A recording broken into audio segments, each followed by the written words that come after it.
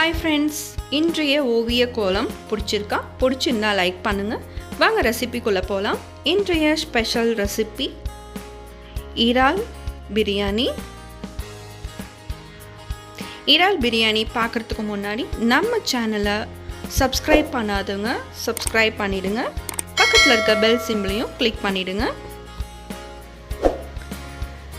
இதற்கு தேவையான இன்க்ரீடியன்ட்ஸ் என்னென்னு பார்க்கலாம்.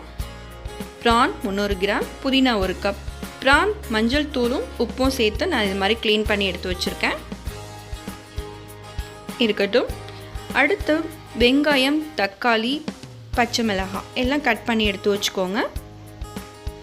நம்ம இன்றைக்கி சீரக சம்பா அரிசியில் தான் செய்ய போகிறோம். ஸோ 1/2 kg எடுத்து வச்சுக்கோங்க. கொத்தமல்லி, உப்பு தேவையான அளவு. ஸ்பைசஸ்லாம் எடுத்து வச்சுக்கலாம். பட்டை, கிராம்பு, ஏலக்காய் இதெல்லாம் இருக்கட்டும். அடுத்து மசாலாஸ், மிளகாய்த்தூள், கரம் மசாலா, மல்லித்தூள், மஞ்சள் தூள், கீ எடுத்து வச்சுக்கோங்க. தயிர், ஒரு 1/2 லெமன், இஞ்சி பூண்டு பேஸ்ட். நம்ம குக்கரில் தான் செய்ய போகிறோம். குக்கரை ஹீட் பண்ணிக்கோங்க. குக்கர் ஹீட் ஆனோடனே நம்ம நெய்யும் ஆயிலுமே சேர்த்து ஒரு 5 ஸ்பூன் ஆட் பண்ணியிருக்கேன்.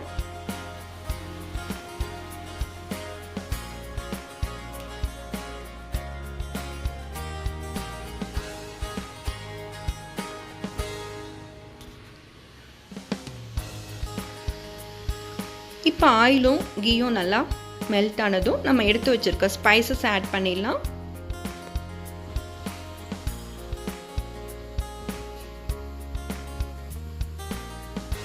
ஸ்பைசஸ்லாம் நல்லா பொரிஞ்சிட்ருக்கு. லைட்டாக இந்த மாதிரி கலந்து விடுங்க.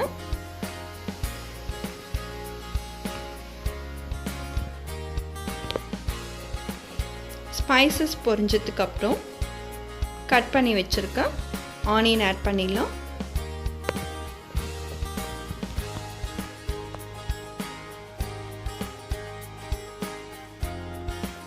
ஆனியன் நல்லா ஃப்ரை பண்ணிக்கோங்க. ஆனியன் கலர் வந்து டிரான்ஸ்பரண்ட் ஆகிற வரைக்கும் நல்லா கலந்து விட்டுருங்க. அடுத்து சில்லி, பச்சை மிளகாய் ஆட் பண்ணியிருக்கேன். பச்சை மிளகாய் உங்கள் காரத்துக்கு தகுந்த மாதிரி ஆட் பண்ணிக்கோங்க.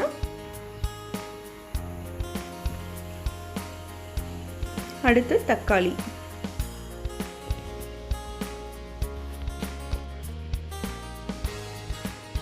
தக்காளி ஆட் பண்ணியாச்சு. அதையும் நல்லா கலந்து விட்டுருங்க.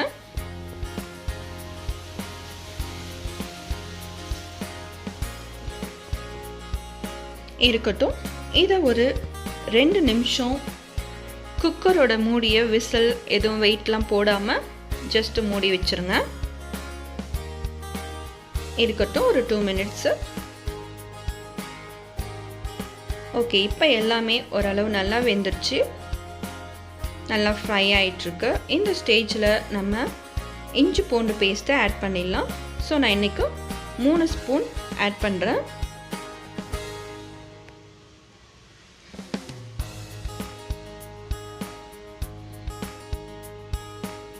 அதையும் நல்லா மிக்ஸ் பண்ணி விட்டுருங்க.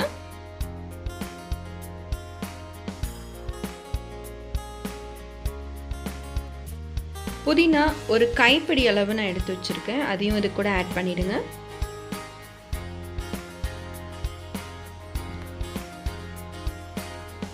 அதையும் நல்லா கலந்து விட்டுருங்க. நம்ம எடுத்து வச்சுருக்க ப்ரான் ஆட் பண்ணிடலாம். ப்ரான் கூட மஞ்சள் தூளும் உப்பும் சேர்த்து இது மாதிரி கலந்து வச்சுருந்தேன். அதையும் சேர்த்து நல்லா ஆட் பண்ணிக்கோங்க. இப்போ நல்லா கொதிச்சிட்ருக்கு. இந்த ஸ்டேஜில் நம்ம மசாலாஸ் ஆட் பண்ணிடலாம். தனி மிளகாய் தூள் ஆட் பண்ணுறேன். உங்கள் குட்டீஸ்க்கு தகுந்த மாதிரி, பெரியவங்களுக்கு தகுந்த மாதிரி மசாலாஸ் ஆட் பண்ணிக்கோங்க. நெக்ஸ்ட்டு கரம் மசாலா,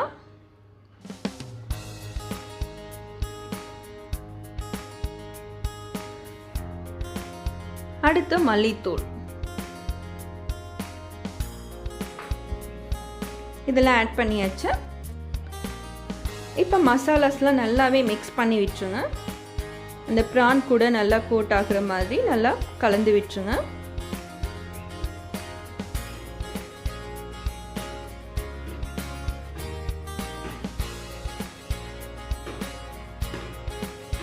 இப்போ நம்ம ஆஃப் மூடி லெமன் எடுத்து வச்சுருக்கோம், அதையும் அது கூட ஆட் பண்ணிடலாம்.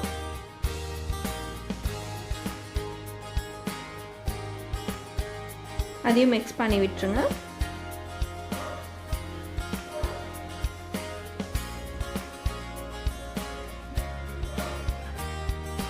அடுத்து தயிர் ஆட் பண்ண போகிறோம். நான் இன்றைக்கி 3 ஸ்பூன் தயிர் ஆட் பண்ணியிருக்கேன். நான் கெட்டியான தயிர் தான் நான் எடுத்திருக்கேன்.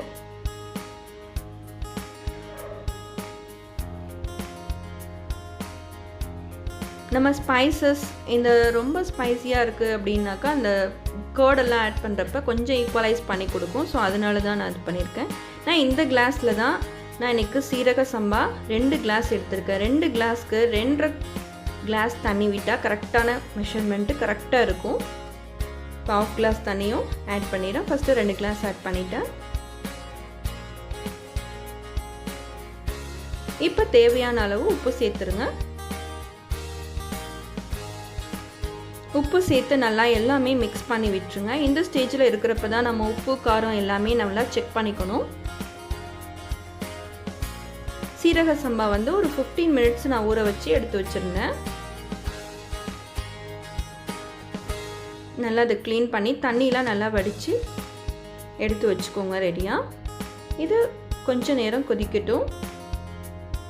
இந்த ஸ்டேஜில் நம்ம எடுத்து வச்சுருக்க சீரக சம்பா ரைஸை ஆட் பண்ணிடலாம். தண்ணிலாம் நல்லா வடிஞ்சோடனே நல்லா எடுத்து ஆட் பண்ணிவிடுங்க. இது கூட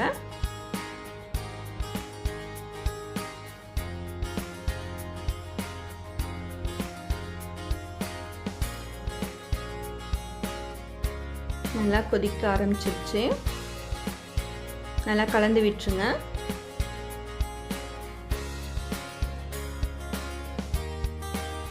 கலந்து விட்டு இந்த ஸ்டேஜில் நம்ம ஒரு லிட் வச்சு குக்கரை க்ளோஸ் பண்ணிடலாம். இப்போ பபிள்ஸ்லாம் வந்துட்டுருக்கு. இதுக்கு முன்னாடி நம்ம உப்பு காரம் எல்லாமே செக் பண்ணிக்கோங்க. செக் பண்ணி நல்லா கலந்து விட்டு இருக்கட்டும்.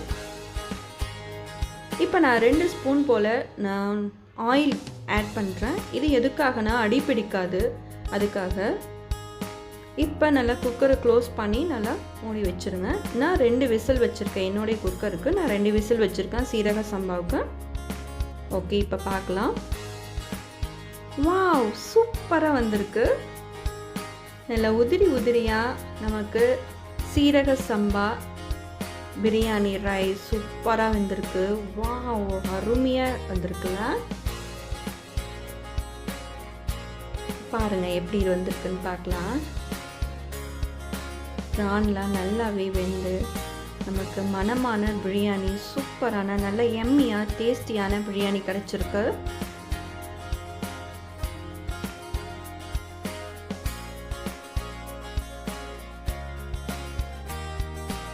இந்த ஸ்டேஜில் அந்த ஹீட்டோடையே நம்ம வந்து கீ ஆட் பண்ணிடலாம். நான் இன்றைக்கி ஒரு 2-3 ஸ்பூன் கீ ஆட் பண்ணியிருக்கேன்.